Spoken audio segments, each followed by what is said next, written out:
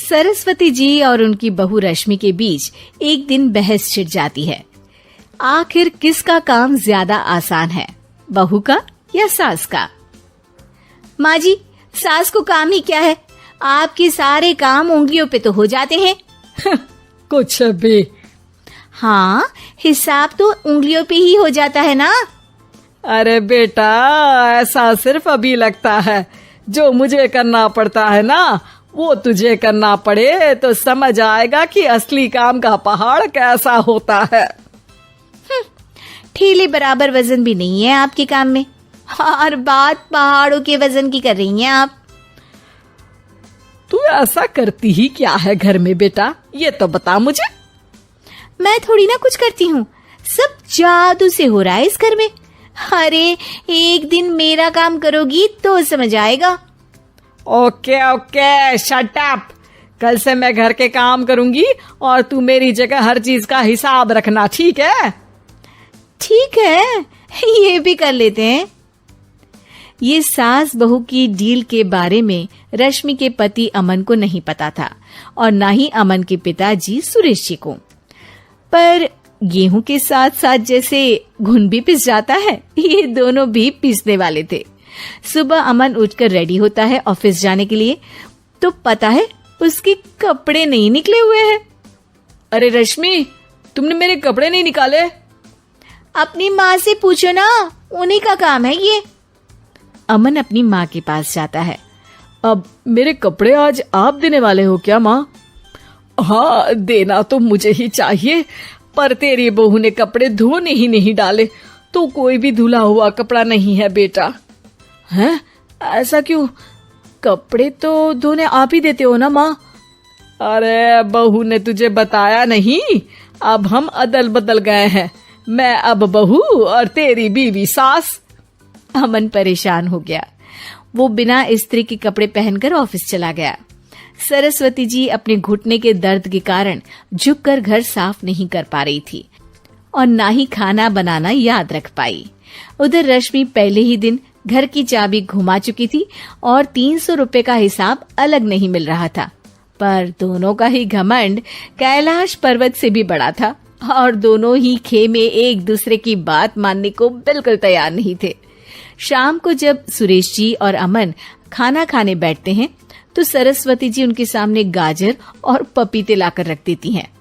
अरे माँ, ये क्या है? ख्याली पुलाव के साथ सलाद। माँ जी खाना बनाना भूल गई लगता है।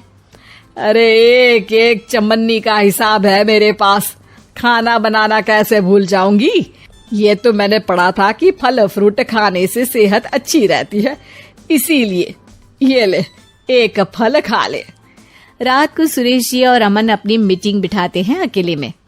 बाबूजी, इनकी लड़ाई के कारण ना हमें ठीक से खाना मिल रहा है, उल्टा घर के सारे काम रुक गए हैं।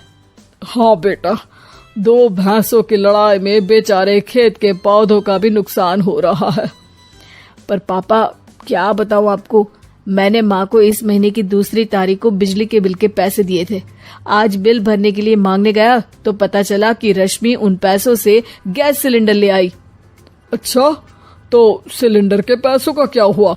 अब सिलेंडर के तो कोई पैसे नहीं थे बाबूजी, हमारे घर पर गैस की पाइपलाइन लगी है ना। बेटा, इन दोनों का कुछ करना पड़ेगा, नहीं तो अपने घमंड के चक्कर में पूरा घर बर्बाद कर डालेंगे ये दोनों। अमन और सुरेश जी काफी सोच विचार के बाद एक निष्कर्ष पर पहुंचते हैं।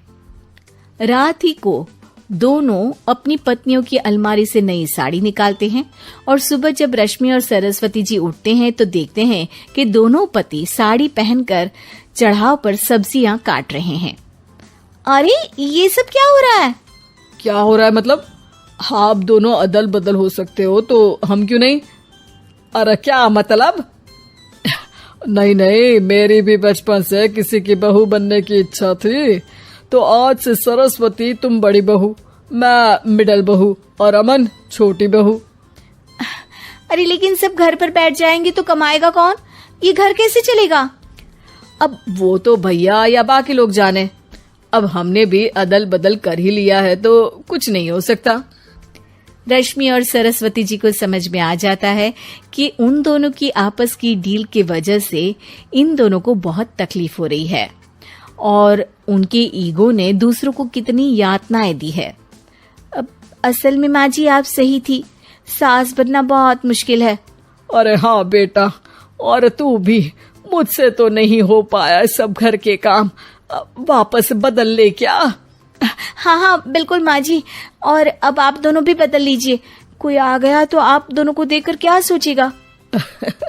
अच्छा है, आप दोनों के समझ में ये बात तो आई, मैं फटाक से कपड़े बदल लेता हूँ।